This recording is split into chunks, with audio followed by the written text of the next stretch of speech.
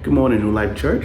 My name is Byron Burrell. My wife Tasha and I, we are late pastors at the Conway campus, and I'm excited to be here with you on today. Today we're going to dive a little bit deeper and continue with our study on biblical values. And we're going to see what the Bible actually tells us about respect as relates to biblical values. I want to just read a scripture to you from Romans 12 and 10. Romans 12 and 10, it says, "Be kindly affectionate to one another with brotherly love, in honor giving preference to one another." Now, a lot of times when we use that word respect, we always want people to respect us. But, you know, whenever we talk about the Bible and we talk about Christ always teaches us to focus on other people first. And it really makes me think about when Tasha and I first started coming to New Life Church. Shortly after we became a member here, we was asked to lead a small group. And as honored as we were, we had to say no. Mainly because being new at the church, there was still a lot of things that we had to learn, a lot of things that we didn't know. So it was important for us to understand certain things before we were able to lead.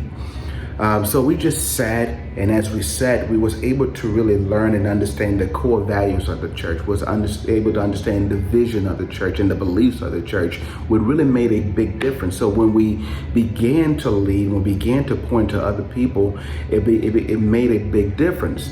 So that respect that we gave to Pastor Rick made a big difference to others that we was able to minister to. I say that because it could have been easy for us to have had our own agenda to say, of course, we will be elated and happy to lead us a small group. But I don't think that would have honored God. I don't think God would have been happy for us to do that. So we said no. And there's times when we think about that, when we talk about respect, again, because respect is really thinking about other people. It's taking that, it's been intentional about that other people. So in that story, I had to be intentional about Pastor Rick, I had to be intentional about the church, because there were certain things that we had to learn in order to be used of God here at New Life Church.